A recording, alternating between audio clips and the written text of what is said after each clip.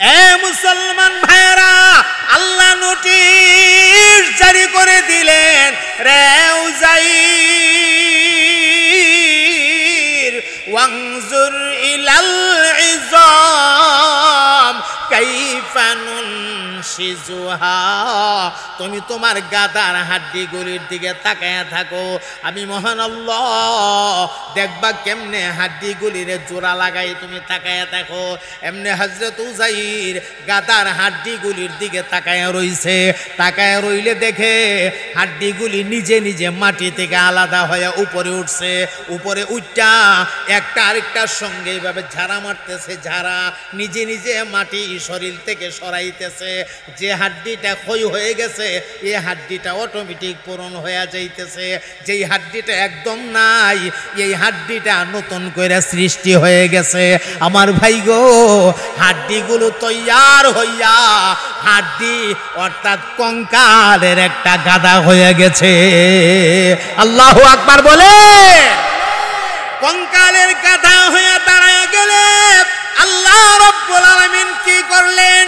সুম্মা নাকসুহা লাহমা, সুম্মা নাকসুহা লাহমা,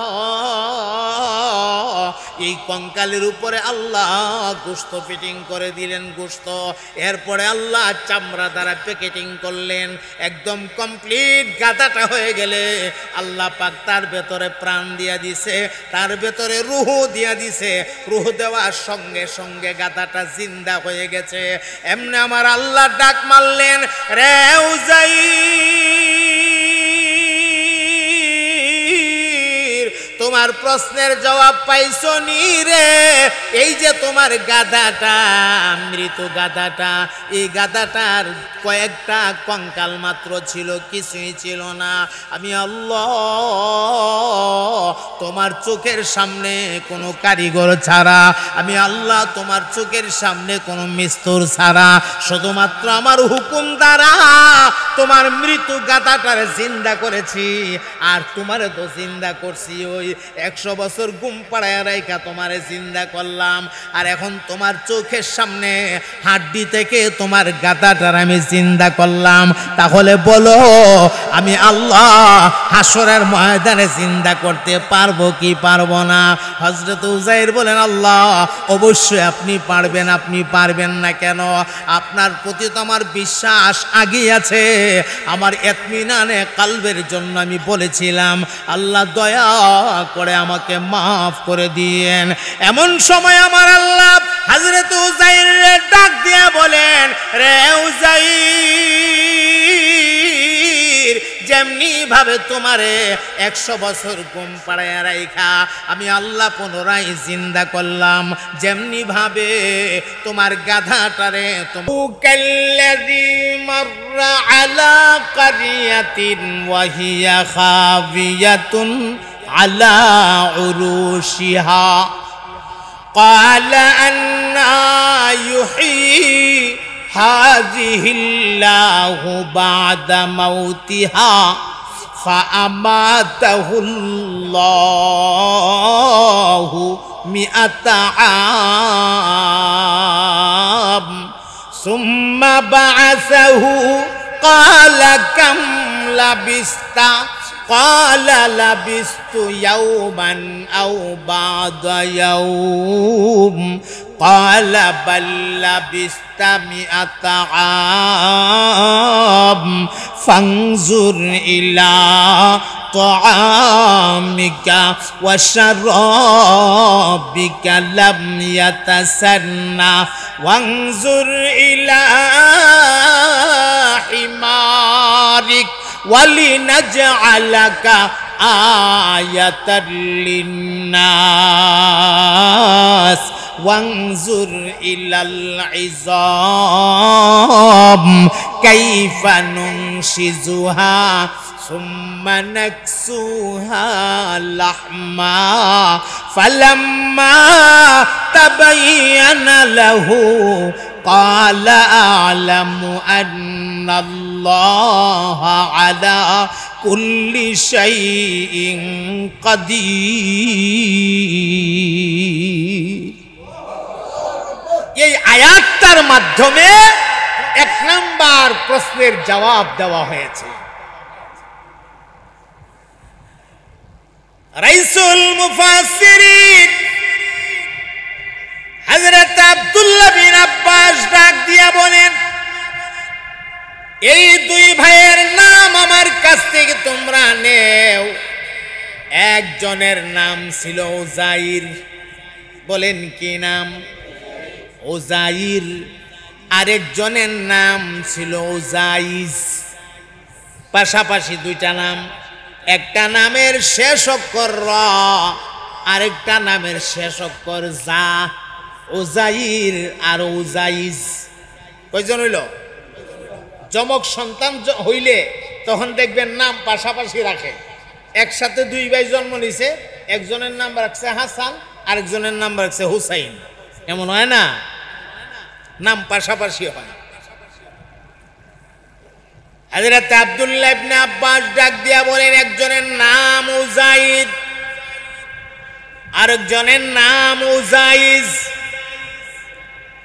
ইহুদিরা ডাক দিয়া কয়, বিস্তারিত ব্যাখ্যা দাও, বিস্তারিত ব্যাখ্যা না দিলে মানি না। হযরত আব্দুল্লাহ বিন আব্বাস আল্লাহর কোরআনের আয়াত পয়রা পয়রা বিস্তারিত ব্যাখ্যা দিতেছে।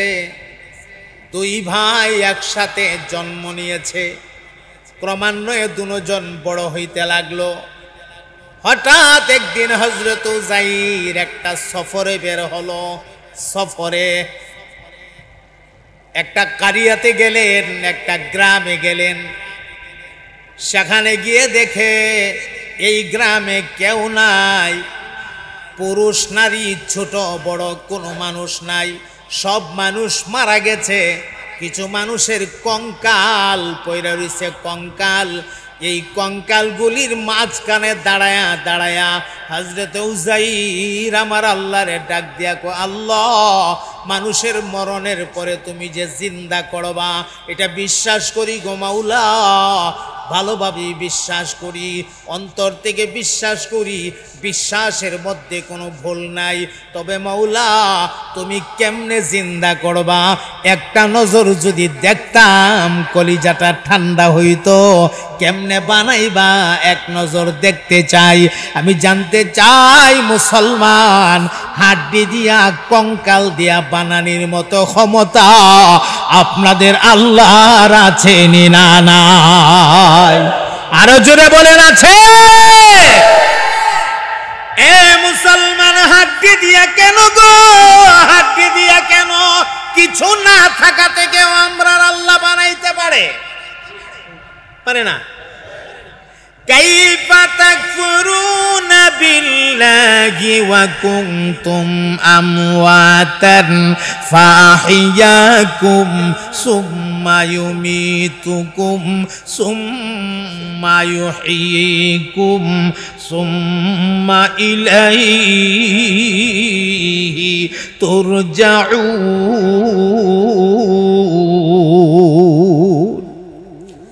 আল্লাহ রাব্বুল আলামিন বলেন, কাইফা তাকফুরুনা বিল্লাহ,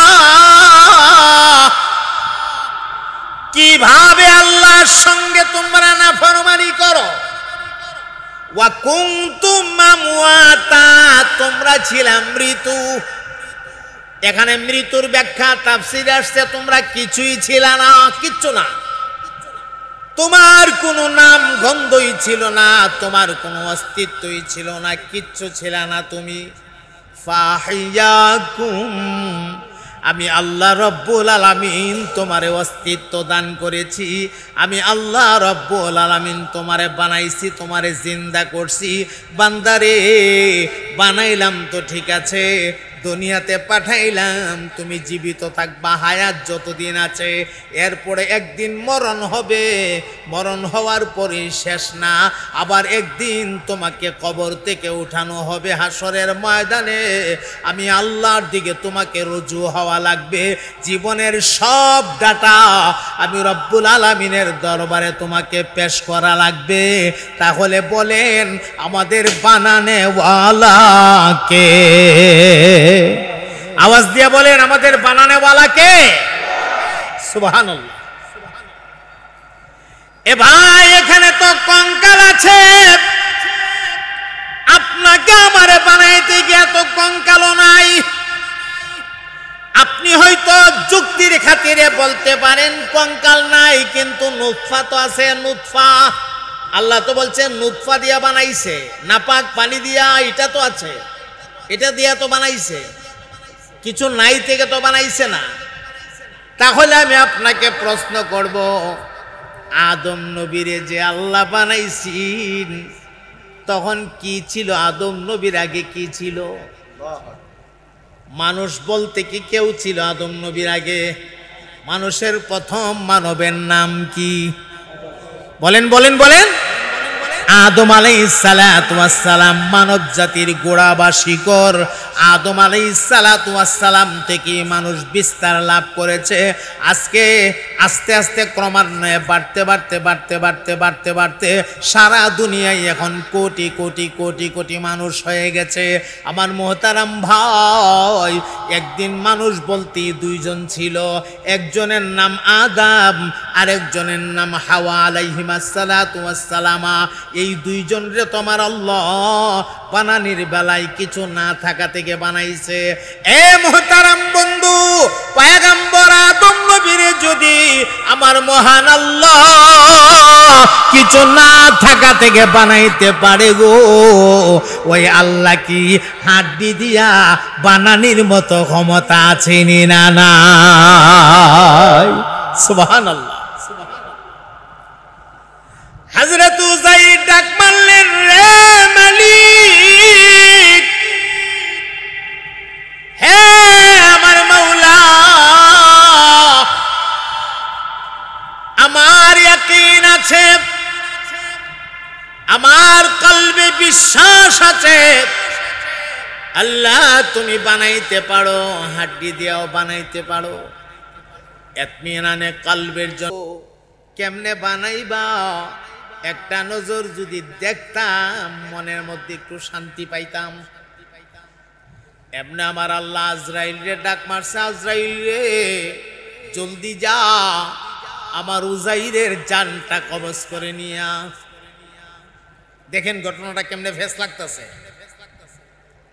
আমার উযাইরের জানটা কবজ করে নিয়া। আজরাইল আলাইহিস সালাম আয়েশা সামনে হাজির। আসসালামু আলাইকা ইয়া ওয়ালি আল্লাহ। কে তুমি? কয় আমি আজরাইল। আমার কাছে কেন? আল্লাহ পাঠাইছে আপনার কাছে আপনার জানটা নেওয়ার জন্য। বুঝলাম না তো। বুঝছেন না? জান নিয়ে যাব, এখন আপনার মৃত্যু হয়ে যাবে। হযরত উযাইর ডাক দিয়া করে, আজরাইল, আল্লাহরে আমি বলছি মানুষের মরণের পরে কেমনে জিন্দা করে এক নজর আমি দেখতে চাই। আর আল্লাহ তোমারে পাঠাইছে আমার জান নেওয়ার জন্য। বুঝলাম না, দোয়া যেমন এটা অ্যাকশন না হয়ে রিয়াকশন হয়ে গেছে মনে হয়। দোয়া দিলে উল্টো হয়ে গেছে গা। আমি কইলাম কি আর আল্লাহ করতেছে কি? বুঝতেছে না। আল্লাহর হিকমত বোঝা বড় কঠিন, ঠিক কি না? সবচেয়ে বড় হিকমত ওয়ালা কে? আরো জোরে কান। ওয়া মাকারু ওয়া মাকারাল্লাহ ওয়াল্লাহু খায়রুল মাকিরিন।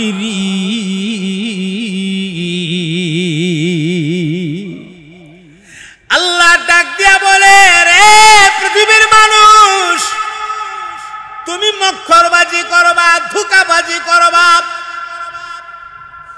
তুমি একজনের ঠকাইবা, একজনের সাথে তুমি ধোঁকাবাজি করবা,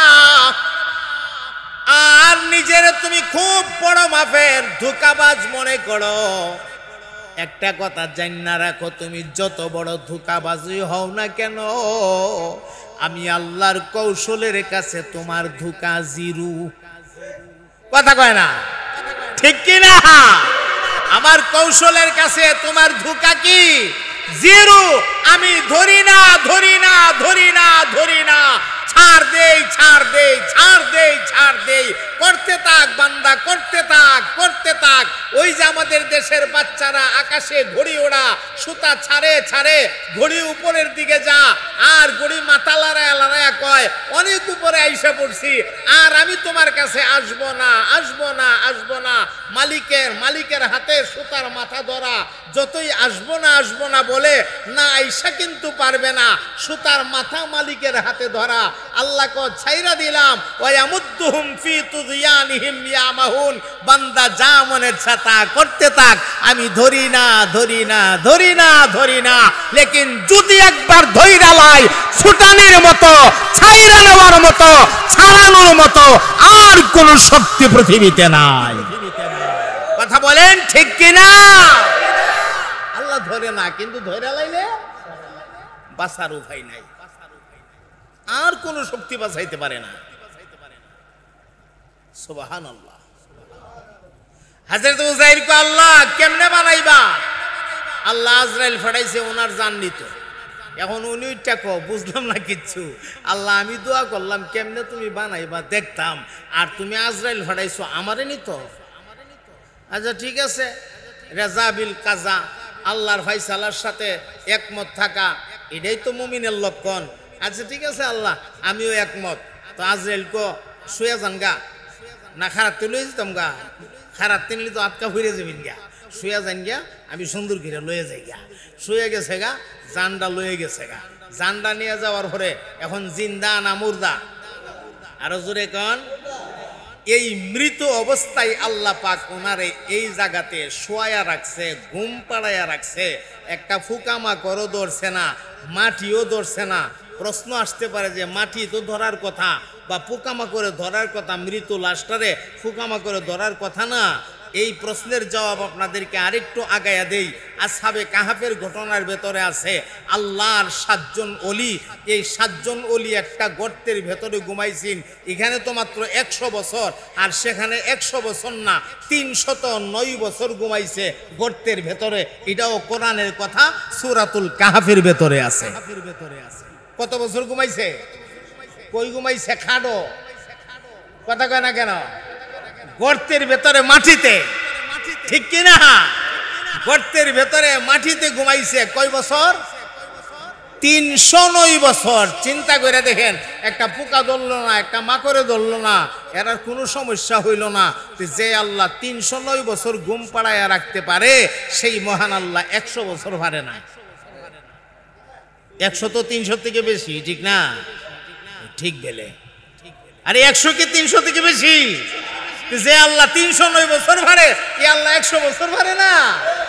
আরে ঘুম পাড়াইয়া রাখছে 100 বছর।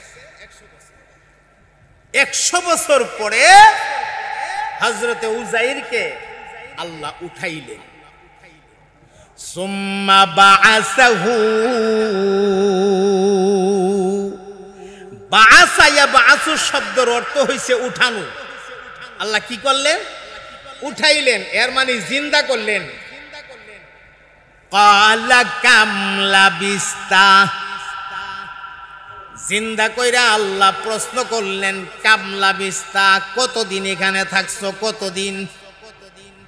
ক্বালা লাবিস্তু ইয়াওমান আও বা'দা ইয়াউম। উযাইর ডাক দিয়া কয় আল্লাহ একদিন অথবা অর্ধেক দিন। ঘুমাই রইছি তো, খবর নাই তো। ডাক দিয়া কদিন? একদিন অথবা একদিনের অর্ধেক। ইয়াউমান আও বা'দা ইয়াউম, একদিন অথবা একদিনের কিছু অংশ, অর্ধেক দিন। তখন আল্লাহ উত্তর দিছে ক্বালা বাল লাবিস্তা মিয়াতা আম। না রে উযাইর, না না, বরং আমি মহান আল্লাহ তোমাকে এই জায়গাতে 100 বছর ঘুম পাড়াইয়া রাখছি। কত বছর? হযরত উযাইর উঠটা সেরা চিন্তা করে 100 বছর। আমার আল্লাহর কথা তোর মিথ্যা হতে পারে না। আমার আল্লাহ যেহেতু কইতাছে এটাই তো সত্য। এরপর আল্লাহ কও উযাইর তুমি তো মানুষ, মানুষ হিসাবে কিছু দলিল প্রমাণ তালাশ করে, তুমিও কিছু দলিল প্রমাণ তালাশ করতে পারো, সেজন্য আমি আল্লাহ কিছু নিদর্শন রাখছি। সুবহানাল্লাহ বলবেন না? আল্লাহ রাব্বুল আলামিন ডাক দিলেন, রে উযাইর, তুমি যে আসার সময়, সফরে বের হওয়ার সময় কিছু খানা পিনা সঙ্গে আনছিলে, তোমার কি মনে আছে? বলে হ্যাঁ আল্লাহ মনে আছে। কই রাখছিলা? ওই যে টিলার উপরে। আল্লাহ কো যাও, ফানজুর ইলা তাআমিকা ওয়া শারাবিকা লাম ইয়াতাসান্না, তোমার খানা পিনার কাছে গিয়া দেখো খানা পিনাগুলি কোন অবস্থায় আছে। এমনি হযরত উযাইর খানা পিনার কাছে আসছে। আল্লাহ খানা পিনার কাছে আইসা তাকায়া দেখে গো, খানা রুটি নিয়েছিল মোটামুটি গরম, এখন রুটির মধ্যে হাত দিয়া দেখে মোটামুটি গরম না, যেন মনে হয় এই মুহূর্তে চুলার থেকে তুল্লাইন না রাখছে। চিৎকার দিয়া বলেন না আল্লাহু আকবার। ও ভাই, পানি, ওই যে পানি একদিন অথবা একদিনের কিছু অংশ সময় হলেও তো পানির মধ্যে একটা আবরণ পড়ার কথা, একটা আয়রন পড়ার কথা। আয়রন পড়বে তো দূরের কথা, আবরণ পড়বে তো দূরের কথা, পানিটা রদ্দবদবে সাদা।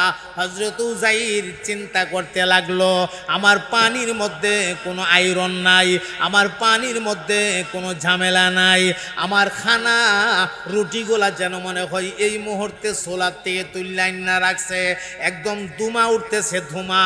আল্লাহু আকবার। এত গরম রুটি। তো উনি মনে মনে ভাবতেছেন কেমনে এটা হইল। এমন সময় আমার আল্লাহ আরেকটা নোটিশ জারি করে দিলেন, আরে উযাইর, তুমি যে আসছিলে, আসার সময় একটা গাধার পৃষ্ঠে সাওয়ার হয়ে আসছিলে। রে উযাইর, ওই যে গাধা, যেই গাধাটার পৃষ্ঠে সাওয়ার হইয়া তুমি আসছিলে, এই গাধাটা তুমি কোন জায়গাতে রাখছিলে, তোমার কি মনে আছে? বলে হ্যাঁ আল্লাহ মনে আছে তো। তাহলে যাও যাও, ওয়ানজুর ইলা হিমারিক, তুমি গিয়া তোমার গাধাটারে দেখো। আমি আল্লাহ তোমার গাধার ভেতরে পৃথিবীর মানুষের জন্য আমি আল্লাহ নিদর্শন রেখে দিয়েছি, নিদর্শন। এমনি হযরত উযাইর একটা দৌড় মাইরা গাধাটার কাছে গেছে।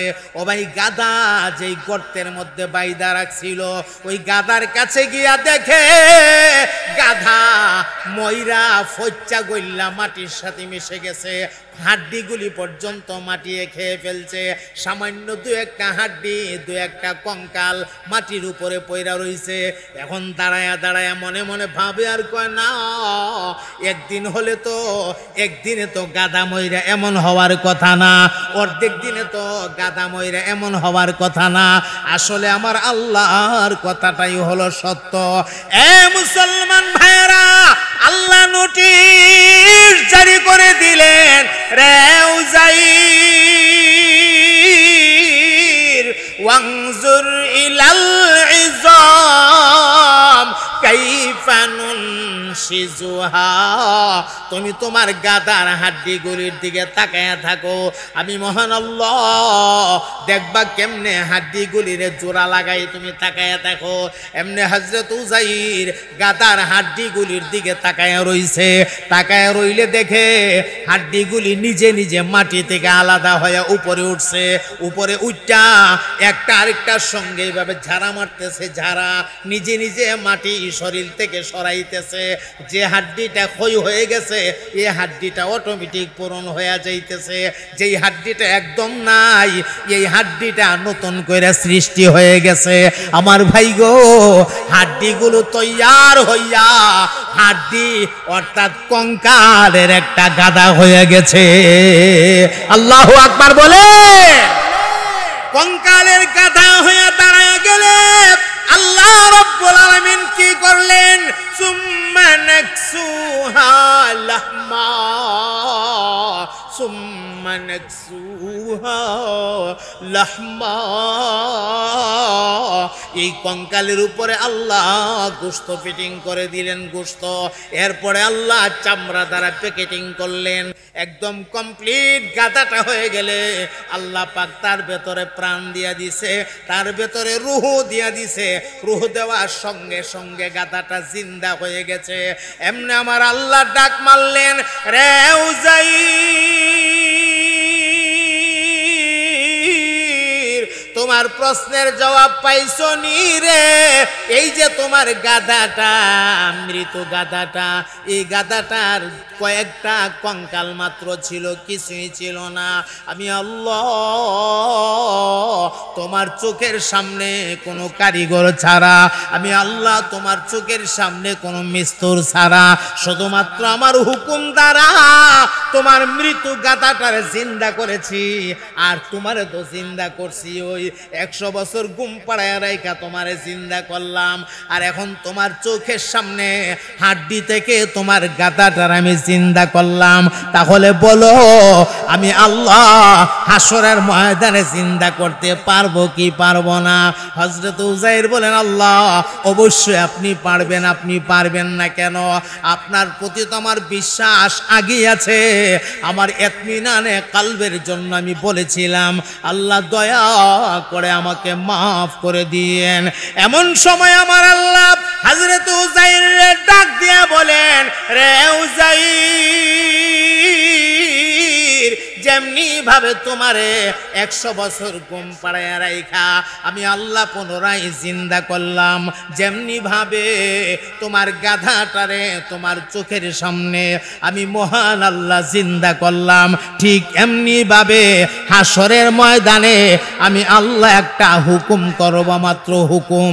আমি শুধু বলবো কোন, আমি কোন বলার সাথে সাথে পৃথিবী সৃষ্টির পর থেকে নিয়ে কিয়ামত পর্যন্ত যত মাখলুক আমি দুনিয়াতে পাঠিয়েছিলাম, সমস্ত মাখলুক জিন্দা হইয়া হাসরের ময়দানে উঠে দাঁড়ায়া যাবে।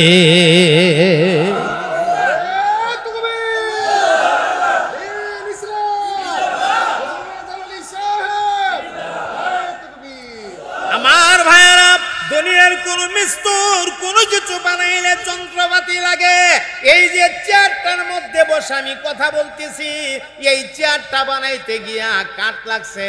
কাঠটারে রান্দা করার জন্য রান্দার একটা মেশিন আছে, এটারে কাটার জন্য করাত আছে, এর ভরে আরো যে কত হাতুড়ি আছে, এর ভরে 22 আছে, আরো 23, 24, 25 কত কিছু যে লাগে। যন্ত্রপাতি ছাড়া কোনো কিছু বানানি সম্ভব না। আজকে যে মাদ্রাসার ঘর, বিল্ডিং এর ভেতর আপনারা বসা, এই বিল্ডিংটা বানাইতে গিয়ে একটা মিস্তুর লাগছে। মিস্তুর ছাড়া এই বিল্ডিংটা হয়ে যায় নাই। কিন্তু আমার মহান আল্লাহ এমন একটা মালিক গো, যেই মালিকে কোনো কিছু বানান লাগলে মিস্তুর লাগে না। এ ভাই, এই সামান্য একটা বিল্ডিং ছাদটারে দাঁড় করে রাখার জন্য ফিলার লাগছে। ফিলার গুলির উপরে, বিমগুলির উপরে এই ছাদটারে দাঁড় করে রাখা হয়েছে। বিমগুলি ছাড়া ছাদটা থাকবে না। কিন্তু তাকে দেখেন, আপনার মাথার উপরে আসমান, এই আসমানের উপরে কোরআনের বর্ণনা আছে আর এক আসমান, সে আসমানের উপরে আছে আরেক আসমান। এমনি ভাবে আসমান আছে 7টা তবকে তবকে। কত বড় মহান মালিক গো! সারা দুনিয়া খুঁজা আসমানের একটা ফিলার পাইবেন না। ফিলার ছাড়া আসমানটার উপরে রাখতে পারেন যিনি, তিনি হলেন আমাদের আল্লাহ। কথা বলেন ঠিক কিনা? দুনিয়াতে যারা নাস্তিক মতবাদ লালন করে, এক নাস্তিকের কথা আমি শুনছিলাম, হুজুরের বয়ানে বুল দইরা বলতেছে নিচের থেকে কোনো খুঁটি নাই, কিন্তু তোমরা জানো না উপর থেকে টানা দেওয়া আছে, টানা উপর থেকে বেলা আসমান টানা দিয়া রাখছে। আমি ওই নাস্তিকের কাছে প্রশ্ন রাখতে চাই। হ্যাঁ, মানলাম তর্কের খাতিরে তোমার কথাটা মানলাম, উপর থেকে যদি টানা থাকে, আচ্ছা প্রথম আসমানটা টানা দেওয়া আছে দ্বিতীয় আসমানের সাথে, তাহলে দ্বিতীয় আসমানটা কেমনে আছে? বলে এটা তৃতীয় আসমানের সাথে টানা দেওয়া, তাহলে তৃতীয় আসমান কেমনে আছে? বলে এটা চতুর্থ আসমানের সাথে সাথে টানা দেওয়া। তাহলে চতুর্থ আসমান কেমনে আছে? বলে পঞ্চম আসমানের সাথে টানা দেওয়া। পঞ্চম আসমান কেমনে আছে? বলে ষষ্ঠ আসমানের সাথে টানা দেওয়া। ষষ্ঠ আসমান কেমনে আছে? বলে সপ্তম আসমানের সাথে টানা দেওয়া। আরে সপ্তম আসমান কেমনে আছে? বলে লৌহের সাথে টানা দেওয়া। আরে লৌহ কেমনে আছে? বলে কলমের সাথে টানা দেওয়া। আরে কলম কেমনে আছে? বলে আরশের সাথে টানা দেওয়া। তাহলে আমার প্রশ্ন, আরশের উপরে তো আর কিচ্ছু নাই, আরশটা মনে হয় ওই নাস্তিকের বাবার মাথাতে আছে। কথা বলেন ঠিক কিনা? তাহলে বলেন নিচের থেকে যেমন খুঁড়ি নাই, উপরেও টানা নাই। কথা বলেন ঠিক কিনা? যারা বিমানে সফর করছেন তাদের উদ্দেশ্যে একটা মেসাল দেই। বিমান মেঘমালার উপর দিয়া চলে। যেগুলি লোকাল বিমান আছে, ডোমেস্টিক বিমান, এগুলা তো এমন জায়গাতে যা মেঘমালার খুব কাছাকাছি উপর দিয়া যা, বিমানের জানালা দিয়া তাকাইলে মেঘখণ্ডগুলো দেখা যা, মেঘমালাগুলি দেখা যা। আর যেই বিমানগুলা আপনার দূরে যা, লং জার্নিংয়ে যা, এগুলো অনেক উপরে চলে যা, 35-36 হাজার ফিট উপরে চলে যা। এগুলির থেকে মেঘমালা দেখা যায় না। আমি নিজের চোখে অসংখ্যবার দেখেছি মেঘমালা। এত বড় বিশাল বিশাল মেঘমালাগুলা মির্চির সাক্কার মতো দেখা যায়। কি সুন্দর চমৎকার যে দেখা যায়। যারা লোকাল বিমানে গেছেন জীবনে দেখা থাকলে হয়তো আমার সাথে একমত হবেন। এত সুন্দর লাগে। আর মনে হয় যেন এখানে লামাই দিলে আইটা আমি যাইতাম, আমি মনে পড়তাম না, এমন একটা ভাব, এমন একটা ভাব। আর এত সুন্দর লাগে দেখতে, মনে হয় এটা কামড়া খাইলে খুব মজা লাগবো। সাদা ফক ফক করে এই মেঘমালাটা কেমনে আছে? নিচের থেকে কোনো খুঁড়ি নাই, উপর থেকে কোনো টানা নাই। মেঘমালাটা উপরে থাকে, এটা নিচে পড়া যায় না। এই বরফখণ্ডটা নিচে পড়ে যায় না। হ্যাঁ, এই মেঘমালাটা কেমনে আছে? শুধুমাত্র আমার আল্লাহর হুকুমের দ্বারা আছে। চিৎকার দিয়া বলেন ঠিক কিনা? তাইলে আমরা আল্লাহ পারেনি না পারে না? কষ্ট হইতাছে আপনাদের? আরে সময়ও বেশি নাই, আর হুদা 10টা মিনিট আছে। এক প্রশ্ন মাত্র শেষ হওয়ার পথে, আরো রয়েছে কই প্রশ্নের উত্তর। আচ্ছা এখন আসেন ফিনিশিংটা দেই, একটা প্রশ্নের ফিনিশিং দেই। ও ভাই, তারা দুই ভাই, এক ভাইয়ের নাম উজাইর আর এক ভাইয়ের নাম উজাইজ। মনে আছে কথাটা? একজনের নাম উজাইর আর একজনের নাম উজাইজ। উজাইজ তো স্বাভাবিক জিন্দিগি যাপন করতেছে, কোনো অসুবিধা নাই। কিন্তু উজাইর সফরে যাওয়ার পরে 100 বছর আল্লাহ মৃত অবস্থায় রাখলো। ওই যে 100 বছর মৃত অবস্থায় রাখলো, দুনিয়ার কোনো কার্যক্রম ওনার মধ্যে ছিল না। এই 100 বছর ওনার হায়াতের জীবন থেকে মাইনাস হয়ে গেছে, মাইনাস। পরবর্তীতে তারা দুই ভাই যদিও একসাথে মরছে, কিন্তু 100 বছর যে তিনি ঘুমায়া রইছে দুনিয়ার হায়াতের সাথে, এই হায়াতটার যেহেতু সম্পৃক্ততা নাই, ও ভাই দুই ভাইয়ের মধ্যে 100 বছরের হায়াতের ব্যবধান হয়ে গেছে। এই জবাবটা শুননা ইহুদিরা তখন ডাক দিয়া কয়, সাদ্দাক্তা, ওরে আব্দুল্লাহ ইবনে আব্বাস, যে উত্তর তুমি দিয়েছ সঠিক উত্তর তুমি দিয়েছ। এখন বলেন 2 নাম্বার প্রশ্নটা কি ছিল? ওই জায়গাটা পৃথিবীর কোন জায়গা? যে জায়গাতে পৃথিবীর সৃষ্টি হওয়ার পরে মাত্র একবার সূর্যের আলো লাগছে, আর জীবনে কোনোদিন লাগবে না। কথাটা এমন না? বুঝলে লাইছেন? দ্বিতীয় প্রশ্নের উত্তরটা সংক্ষেপে দিয়ে দেই।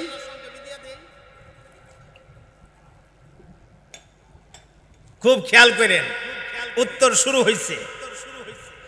وجاوزنا ببني إسرائيل البحر فأتبعهم فرعون وجنوده بغيا وعدوا حتى إذا أدركه الغرق قال آمنت أنه لا إله إلا الذي آمنت به بنو إسرائيل وأنا من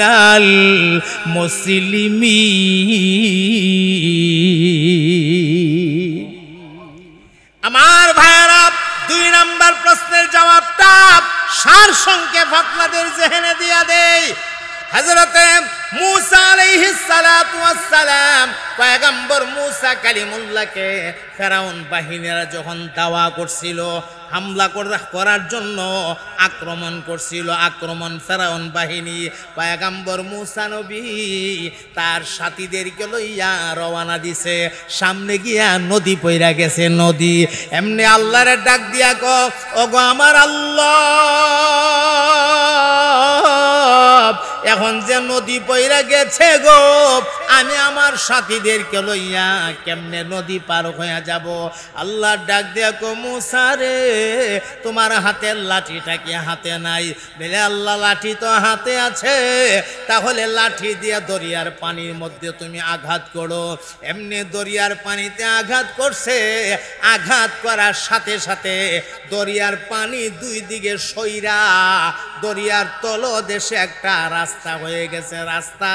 পয়গম্বর মূসা নবী তার সাথীদেরকে লইয়া দরিয়ার ওই পারে চলে গেছে, আর ফেরাউন তার বাহিনী লইয়া দরিয়ার মাঝখানে গেছে। আল্লাহ পানিরে ডাক দিয়া কয়, আর দাঁড়ায়া থাকিস না, ফেরাউন রে দইরা ফালা, ফেরাউন রে দইরা ফালা, আর দাঁড়ায়া থাকিস না। পয়গম্বর মূসা নবীর জন্য দুই দিকের পানি প্রাচীরের মতো দাঁড় করাইয়া দিছে, নিচে আল্লাহ রাস্তা বানাইয়া দিছে। সূর্যের আলো গিয়া সাগরের তলাত পড়ছে, নদীর তলাত পড়ছে। দুনিয়া সৃষ্টির পরে এইমাত্র একবার আলোটা এখানে লাগছে। কিয়ামত পর্যন্ত এই জায়গাতে আর কোনোদিন সূর্যের আলো লাগবে না। আয়াত পইরা যখন হযরত আব্দুল্লাহ ইবনে আব্বাস উত্তর দিয়া দিছে, ইহুদিরা ডাক দিয়া কো, সাদ্দাক্তা, তুমি যা বলেছ সত্য বলেছ, তুমি যা বলেছ সত্য বলেছ। আর দুইটা প্রশ্ন বাকি রয়ে গেল, সময় স্বল্পতার কারণে আর আমি দুইটা প্রশ্নের জবাব এখন দিতে পারতেছি না। এখানে কথা বললে অনেক কথা ছিল, দ্বিতীয় প্রশ্নের ভেতরে অনেক মেসাল ছিল, এগুলি আজকে আর দেওয়া যাচ্ছে না। আমার ভাইয়েরা, 3 নাম্বার প্রশ্নটা কি ছিল মনে আছে আপনাদের? না বুঝলে লিছেন? বুঝলে লিছেন? আরে বুঝলে লিছে। ওই কয়েদি কোন কয়েদি? হ্যাঁ, যে কয়েদি কয়েদখানার ভেতরে আছে, লেকিন বাহির থেকে কোনো খাদ্য সরবরাহ করা হয় না, এরপরও কয়েদি কয়েদখানার ভেতরে জিন্দা আছে, ভালো আছে, কোনো সমস্যা নাই। আরেকটা প্রশ্ন ছিল আমার মুহতারাম ভাইয়েরা, ওই লোকটা কে, যেই লোকটাকে তার কবরে লয়া ঘোরাফেরা করছে? এই দুইটা প্রশ্ন রয়ে গেল। 4টা প্রশ্নের 2টা প্রশ্নের উত্তর দিয়ে গেলাম, আর 2টা হয়ে গেলাম। 7 মিনিট রয়েছে তো, আরো 7 মিনিট আছে। বিয়ে কইতাছে আরো বলে 7 মিনিট আছে। আচ্ছা, তাহলে বাংলায় সংক্ষেপে কয়ে দাও, বাংলা দা। ওই ব্যক্তিটাকে, যেই ব্যক্তিটারে কবরে লইয়া ঘুরছিল? সুবহানাল্লাহ।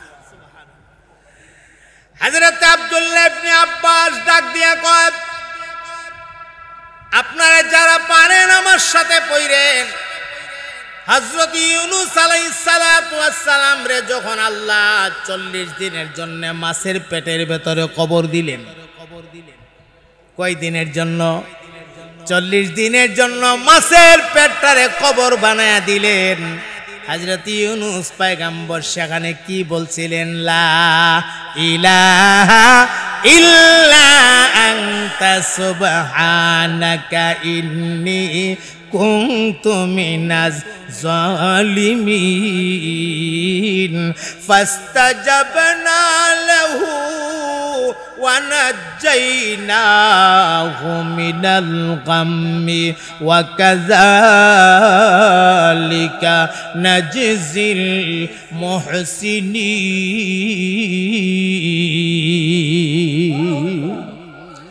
আমার মুহতারাম ভাইরা, আল্লাহর পয়গম্বর ইউনূস নবীকে আল্লাহ রাব্বুল আলামিন 40 দিনের জন্য মাছের পেটের ভেতরে কবর দিয়েছিলেন। কবর এটা বিরাট লম্বা ঘটনা, সার কথাগুলিও যদি শোনায় অনেক সময়ের দরকার। ওই মাছটা পয়গম্বরে লয়া লয়া সাগরের ভেতরে বিভিন্ন জায়গায় ঘোরাফেরা করছে। আমার ভাই, সাগরের মাছের পেটটারে কবর কেন বলা হয়েছে? কবরের জগৎটা হইল অন্ধকার একটা জগৎ। আর পয়গম্বর ইউনুস নবীরে এমন জায়গাতে রাখা হয়েছে, একটা অন্ধকার না, তিনটা অন্ধকারের ভেতরে। এক নাম্বার হইল পানির অন্ধকার, পানির গভীরতার অন্ধকার। দুই নাম্বার হইল মাছের পেট, স্বাভাবিক মাছের মাংস যেটা আছে, মাংস, ওই মাংসের অন্ধকার। আবার মাছের পেটের ভেতরে একটা আলাদা পর্দা আছে, পর্দা, সেই পর্দার অন্ধকার। ওই তিনটা অন্ধকারের ভেতরে ইউনুস নবীর যেহেতু আল্লাহ রাখছে, এই কারণে এটাকে কবরের সাথে সামঞ্জস্য করা হয়েছে। আমার ভাই, ইহুদিরা উত্তর শূন্যক সাদ্দাক্তা, তুমি যা বলেছ সত্য বলেছ, তুমি যা বলেছ। ওই কয়েদি কোন কয়েদি? 4 নাম্বার প্রশ্নটা খেয়াল করেন। ওই কয়েদি কোন কয়েদি? যে কয়েদি কয়েদখানার ভেতরে বাহির থেকে কোনো খাদ্য সরবরাহ করা হয় না, কিন্তু কয়েদি সেখানে ভালো আছে। সুবহানাল্লাহ বলেন। এটা হলো মায়ের পেটের বাচ্চা। এটা কে? মায়ের পেটের বাচ্চা। এমন একটা কয়েদখানা গো, যেখানে 3টা অন্ধকারের ভেতরে আছে। বাহির থেকে এক মুষ্টি খাবার দেওয়া হয় না, বাহির থেকে এক ফোঁটা পানিও দেওয়া হয় না।